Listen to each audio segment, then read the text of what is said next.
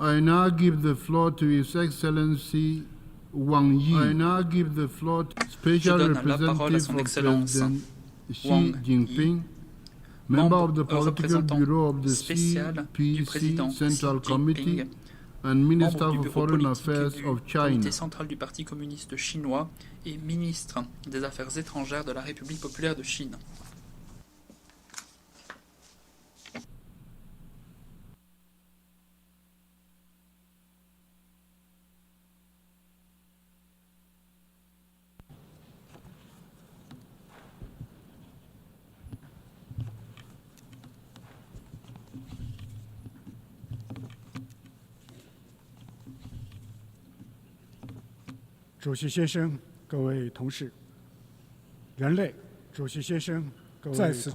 Monsieur le Président, chers collègues, aujourd'hui l'humanité se trouve de nouveau à un carrefour historique. Nous sommes dans un monde fait de transformations et de turbulences. Le désordre sécuritaire, le déséquilibre de développement et la défaillance de la gouvernance s'accentuent. Les conflits régionaux, les confrontations entre grands pays et les tensions géopolitiques se multiplient. Nous éprouvons une plus forte inquiétude quant à l'avenir de notre planète. Dans le même temps, nous sommes aussi dans un monde plein d'espoir. La tendance contemporaine à la multipolarisation et à la mondialisation s'avère impétueuse et irrésistible. L'aspiration des pays du Sud global à la modernisation n'a jamais été aussi forte. Nous n'avons jamais été aussi fermes dans notre marche en avant vers la modernisation. L'Organisation des Nations Unies porte l'aspiration des différents peuples à une paix durable et à une prospérité commune. Elle a été le témoin du parcours glorieux de la recherche de la solidarité, de la coopération et du progrès de la communauté internationale. Comme l'a souligné le président Xi Jinping à plusieurs reprises, le rôle de l'ONU doit être renforcé et non affaibli. Face aux transformations inédites depuis un siècle, la Chine appelle à suivre le courant de notre époque, à maintenir le cap du progrès humain et à faire le bon choix historique. La Chine préconise de poursuivre la coexistence pacifique pour bâtir une architecture de sécurité marquée par la stabilité durable, de poursuivre l'ouverture et l'inclusion pour bâtir une architecture de développement marquée par la prospérité commune et de parvenir à une prospérité partagée, de poursuivre l'harmonie dans la diversité pour bâtir une architecture de civilisation marquée par les échanges et l'inspiration mutuelle, et de poursuivre l'équité et la justice pour bâtir une architecture de gouvernance marquée par la contribution conjointe et le bénéfice partagé. Dans le monde d'aujourd'hui, les différents pays étroitement interdépendants partagent heurts et malheurs. Face aux multiples défis et risques mondiaux, aucun pays ne peut préserver seul ses intérêts ni jouir seul de la sécurité. Ils doivent porter la vision de sécurité commune, intégrée, coopérative et durable, respecter la souveraineté nationale et l'intégrité territoriale de part et d'autre, prendre en compte les préoccupations sécuritaires légitimes des autres et régler les différends et divergences par voie de dialogue et de consultation, tout en cherchant activement une bonne voie de coexistence pacifique entre grands pays et œuvrer à bâtir un nouveau type de relation internationale marqué par le respect mutuel, l'équité, la justice et la coopération gagnant-gagnant. Dans le monde d'aujourd'hui, les différents pays sont profondément intégrés sur le plan du développement. Avec l'enrichissement des pays riches et l'appauvrissement des pays pauvres, le principe de l'égalité de tous à la naissance sera vide de sens et l'équité et la justice seront un objectif inatteignable. Réaliser la modernisation est un droit légitime de tous les peuples. Non un privilège exclusif de certains pays. Nous devrions œuvrer à la modernisation du monde pour que personne ne soit absent sur la voie de la modernisation et qu'aucun pays ne soit laissé de côté. Nous devons promouvoir une mondialisation bénéfique pour tous et inclusive, nous opposer sans équivoque à l'unilatéralisme et au protectionnisme, accompagner les pays en développement dans leurs efforts pour combler le fossé du développement et préserver la vitalité de la croissance économique mondiale. Dans le monde d'aujourd'hui, les différentes civilisations se distinguent par leur originalité. Comme l'a indiqué le président Xi Jinping, aucune civilisation du monde n'est supérieure aux autres. Elles se différencient par leurs caractéristiques et origines géographiques. Nous devons respecter la diversité des civilisations, transcender le clivage et le conflit civilisationnel par des échanges et l'inspiration mutuelle, porter les valeurs communes de l'humanité que sont la paix, le développement, l'équité, la justice, la démocratie et la liberté, renoncer à la diplomatie des valeurs et nous opposer à la confrontation idéologique en vue d'un respect mutuel dans l'esprit d'égalité, d'un renforcement mutuel dans l'esprit d'inclusion. Dans le monde d'aujourd'hui, tous les pays sont égaux et souverains. Avec l'émergence de nombreux pays du Sud global, l'époque où une ou deux puissances dictaient la loi n'a jamais révolu. Nous devons promouvoir l'avènement d'un monde multipolaire, égal, ordonné et veiller à ce que tous les pays, grands ou petits, aient leur place et leur rôle à jouer dans le système multipolaire. Nous devons porter le véritable multilatéralisme, nous opposer à l'hégémonie et à la politique du plus fort et réaliser la démocratisation des relations internationales. Nous devrions poursuivre le principe d'ample consultation, de contributions conjointes et de bénéfices partagés et faire évoluer la gouvernance mondiale dans un sens plus juste et équitable. Monsieur le Président, la paix est la richesse la plus précieuse dans le monde d'aujourd'hui. On se demande s'il existe un chemin vers la paix. En réalité, c'est la paix qui constitue en soi le chemin à suivre. Sans la paix, le développement ne saurait être durable. Sans la paix, la coopération ne saurait être possible. Pour réaliser la paix, une petite lueur d'espoir suffit à ne pas renoncer. Et la moindre possibilité mérite une multiplicité d'efforts. La crise ukrainienne est encore loin de se terminer. L'urgence, c'est de veiller à la non-extension du champ de bataille, à la non-escalade des combats et à la non-provocation des tensions et œuvrer à un apaisement rapide de la situation. La Chine est en train de jouer un rôle constructif et de poursuivre des navettes diplomatiques, de favoriser des pourparlers de paix. Nous ne souhaitons pas jeter de l'huile sur le feu ni chercher à tirer profit du conflit. En marge de la présentation de l'Assemblée générale, la Chine, le Brésil et d'autres membres du Sud ont créé le groupe des Amis pour la paix dans l'objectif de poursuivre les buts et principes de la Charte des Nations Unies, de fédérer les esprits pour le règlement politique de la crise et de contribuer à la réalisation de la paix. La question de la Palestine confronte à fond à la conscience internationale. Le conflit persiste à Gaza, causant chaque jour davantage de victimes civiles. Il ne faut plus oublier le Liban. La force pourrait remplacer la justice. Il ne faut plus cesser devant ou se mettre de côté devant l'aspiration de la Palestine à établir un État indépendant, ni négliger l'injustice historique infligée au peuple palestinien. Un cessez-le-feu complet est la priorité absolue et la solution à deux États est la voie fondamentale à suivre. La Chine a toujours fermement soutenu la juste cause du peuple palestinien de rétablir les droits nationaux légitimes ainsi qu'un soutien de l'adhésion de la Palestine à l'ONU. Nous avons récemment contribué à des progrès substantiels dans la réconciliation intra-palestinienne et nous continuerons à travailler avec les pays aux mêmes idéaux, à promouvoir un règlement global et juste de la question de la Palestine et à réaliser la paix et la sécurité durable au Moyen-Orient. La question de l'Afghanistan met en jeu la paix et la sécurité régionale. Il est important d'aider les pays à poursuivre des politiques modérées, à lutter contre le terrorisme avec efficacité, à améliorer le bien-être social et à relancer l'économie. Pour recréer une vie meilleure pour le peuple afghan. La péninsule de Corée ne doit plus retomber dans les conflits. Il faut œuvrer inlassablement à la désescalade de la situation, régler les problèmes par le dialogue et les consultations et passer par un mécanisme de cessation des hostilités, un mécanisme de paix pour assurer la paix et la stabilité dans la péninsule. La Chine est profondément consciente du fait que l'Asie a besoin de stabilité et de développement et rejette la division et le conflit.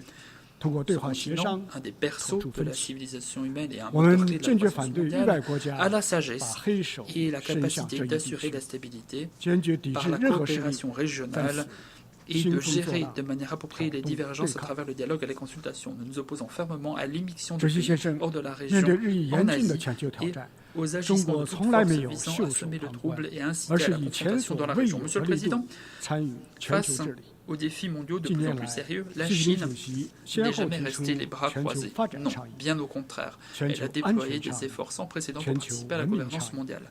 Ces dernières années, le président Xi Jinping a avancé, présenté l'initiative pour le développement mondial, l'initiative pour la sécurité mondiale et l'initiative pour la civilisation mondiale, mettant à contribution la sagesse de la Chine pour régler les problèmes auxquels est confrontée l'humanité, apportant la force de la Chine pour perfectionner la gouvernance mondiale. Face à la disparité et à l'insuffisance de développement dans le monde, la Chine estime qu'il faut placer la question du développement au cœur de l'agenda international, se focaliser sur la réalisation des objectifs de développement durable à l'horizon 2030 des Nations Unies, consacrer davantage de ressources au développement et aider les pays en développement à mieux répondre aux divers défis et risques. Lors du sommet de Beijing du Forum sur la coopération sino-africaine qui s'est tenu récemment, le président Xi Jinping a présenté des actions de partenariat Chine-Afrique sur la modernisation et a annoncé la décision d'accorder le traitement de tarifs douaniers zéro à 100% de catégories de produits exportés vers la Chine par plus de 40 pays les moins avancés, dont des pays africains. La Chine est ainsi devenue le premier pays parmi les grands pays en développement et les principales économies du monde à avoir adopté de telles mesures majeures. Face aux sanctions, au blocus et autres agissements d'intimidation unilatéraux, la Chine soutient fermement les efforts des différents pays visant à défendre leurs droits et intérêts légitimes, à préserver un système international équitable et ouvert, à promouvoir un développement mondial plus inclusif et plus coordonné pour toutes et tous, à lutter ensemble contre le blocus technologique et rejeter les ruptures des chaînes d'approvisionnement. Les sanctions et pressions ne mènent pas au monopole ni à la prédominance, et la répression et l'encerclement d'autrui ne résolvent pas de problème à domicile. Le droit des peuples du monde à une vie meilleure est inaliénable. À cette occasion, nous exhortons encore une fois les États-Unis à lever entièrement le blocus et les sanctions contre Cuba et à l'enlever de la liste des pays soutenant le terrorisme. Face à l'aggravation continue des défis écologiques, la Chine poursuit inébranlablement la voie du développement vert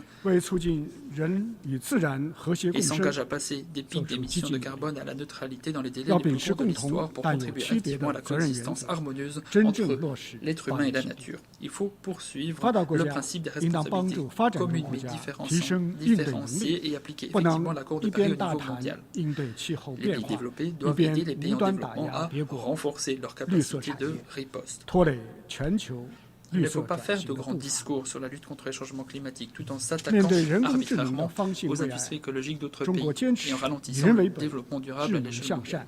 Face au plein essor de l'intelligence artificielle, la Chine veille à la primauté du peuple, à une IA au service du bien et une importance égale en matière de développement et de sécurité, et nous travaillons à élaborer des règles et normes internationales universellement reconnues en la matière. La Chine soutient le rôle des Nations Unies en tant que canal principal de la gouvernance mondiale de l'IA et œuvre à intensifier la coopération internationale sur le renforcement des capacités dans le domaine de l'IA. Nous avons lancé le plan d'action sur le renforcement des capacités en matière d'IA pour le bien de tous et nous souhaitons jouer un rôle plus prépondérant dans la promotion d'un développement sain, ordonné, équitable et bénéfique pour tous ces technologies. Face aux enjeux contemporains de la défense des droits de l'homme, la Chine estime qu'il faut respecter le libre choix de chaque pays de sa voie de développement des droits humains.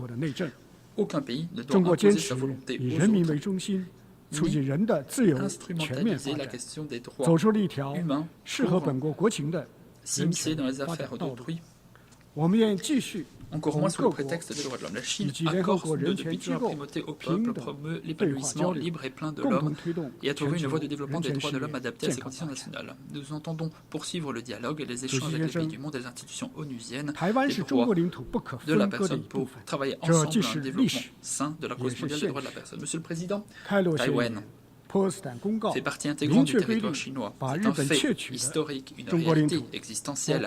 La déclaration du Caire et la déclaration de Potsdam ont stipulé clairement que le Japon devait restituer à la Chine les territoires chinois qu'il avait dérobés, comme Taïwan et les îles Penghu, ce qui constitue une composante importante de l'ordre international d'après-guerre.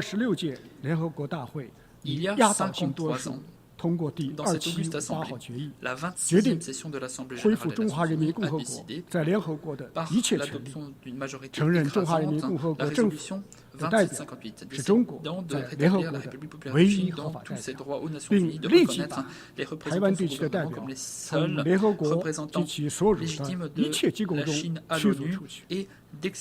这一决议彻底解决了包括台湾在内全中国在联合国的代表权，明确不存在两个中国，不存在一中一台。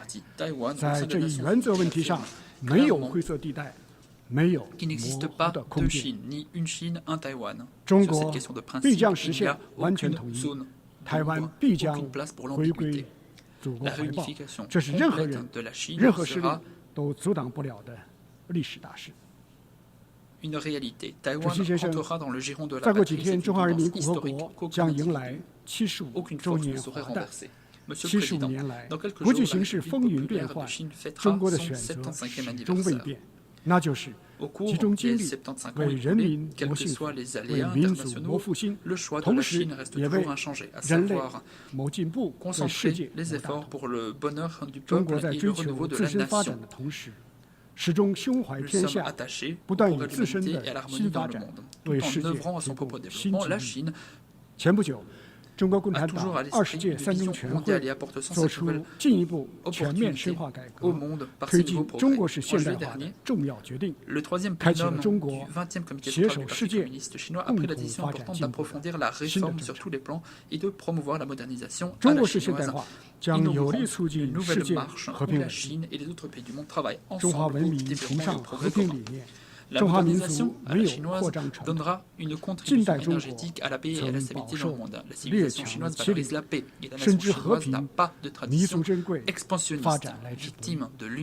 中国是世界上唯一将和平发展写入宪法的大国，是五合国当中唯一承诺不首先使用核武器的国家。我们积极探索并践行中国特色热点问题解决之道，为破解安全困境、完善安全治理提供助力，为消弭冲突、建设和平铺路架桥。中国每发展一步，和平力量就壮大一分。中国式现代化将有力促进各国共同发展。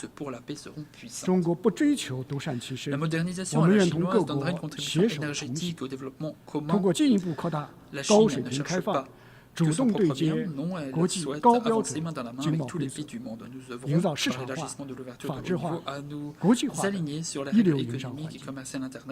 中国已同多个国家全面豁免签证，扩大单方面免签，不断便利中外人员往来。中国大力推动高质量共建“一带一路”，以实际行动支持联合国2030可持续发展目标。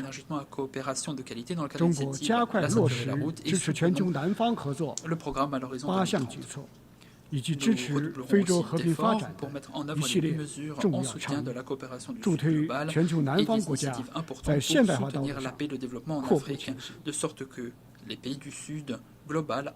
中国式现代化将有力促进完善全球治理。中国始终支持联合国不断改革发展，打造联合国2.0。国际金融体系需要与时俱进，全球治理应当更加均衡有效。中国将继续履行自身国际义务，对联合国提供财政支持，向联合国输送优秀人才。联合国系统应当呼应发展中国家的正当诉求，提升全球南方国家的代表性和发言权。中国式现代化将有力促进人类文明进步。中国式现代化既扎根于中国大地，也借鉴了各国文明成果，开创了人类文明的新形态，为各国探索现代化道路提供了新的选择。中国主张不同文明相互尊重、相互借鉴，共同推进人类文明事业。中国推动设立了文明对话国际日，倡导加强国际人文交流合作，推动各国人民相知相信。主席先生， nous 2025 souhaitons plus 年是 d'échanges 世界 entre 反 personnes, 法西斯 entre 战争胜利 civilisations dans le monde 和联合 pour 国成立80周 promouvoir 年。 la prospérité. 中国 Monsieur le 愿 Président, 同各国 l'année 一道 25 marquera le 重温联合 80e 国 anniversaire de la 初心使 victoire de 命， la guerre mondiale 重申 antifasciste et la 对联合 fondation 国 de 宪 l'Organisation 章 des Nations 坚 Unies. 定承 La 诺， Chine entend travailler 倡 avec 导践行 tous 真 les 正 autres 的 pays 多 du 边 monde 主义， pour 推动 se 构建 rappeler 人类命运 la vocation et les 共 missions de l'organisation, 携手 réitérer 共 nos 建 engagements fermes envers l'agenda 更 des 加 Nations Unies 美 et 好的世界。 promouvoir un véritable multilatéralisme en vue de construire une communauté d'avenir partagée pour l'humanité en bâtissant un monde meilleur. Je vous remercie.